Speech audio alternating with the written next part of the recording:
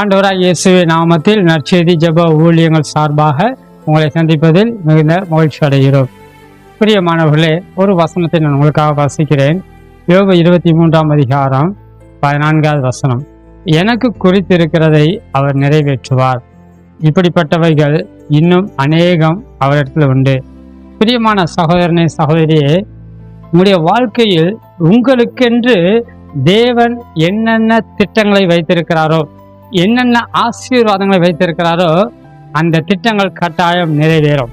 அந்த ஆசீர்வாதங்கள் கட்டாயம் உங்களுக்கு கிடைக்கும். சோர்ந்து போகாதீர்கள்.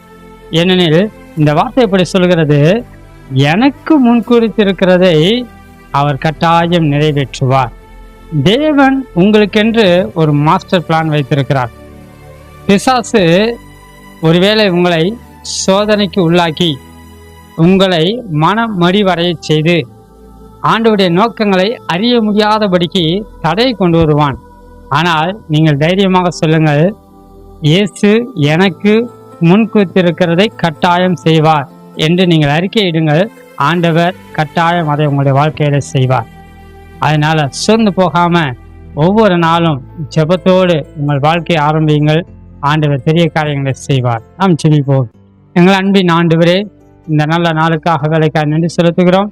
நாள் ஆண்டவரே, உடைய வார்த்தையை சொல்வது போல நீர் எங்களுக்காக என்னென்ன காரியத்தை முன் குறித்திருக்கிறீரோ அந்த காரியத்தை கட்டாயம் நிறைவேற்ற வல்லமையுள்ளவராக இருக்கிறேன். ஏனெனில் உம்மிடத்துல அற்புதம் உண்டு, உம்மிடத்துல அதிசயம் உண்டு, உம்மிடத்துல பொக்கிஷம் உண்டு. உம்மிடத்துல இல்லாத காரியம் ஒன்றும் இல்லையப்பா. ஏனெனில் நீர் எங்களுக்காக உம்முடைய ஜீவனையே கொடுத்திருக்கிறீரப்பா. ஆக எங்களுடைய வாழ்க்கையை உம்முடைய கரத்தில் ஒப்பு கொடுக்கிறோம். நீர் ஆசீர்வதியும், எங்கள் பிள்ளைகளை ஆசீர்வதியும். இதை பார்த்து கொண்டிருக்கிற ஒவ்வொரு சகோதர சகோதரியும் நீ ஆசீர்வதிப்பீராக. உயர்த்தும், மேன்மைப்படுத்தும், கனப்படுத்தும். உங்களை தாழ்த்தி ஒப்பு கொடுக்கிறோம். இயேசுவின் நல்ல நாமத்தில் ஜெபிக்கிறோம் எங்கள் ஜீவனுள்ள நல்ல பிதாவே. ஆமென்.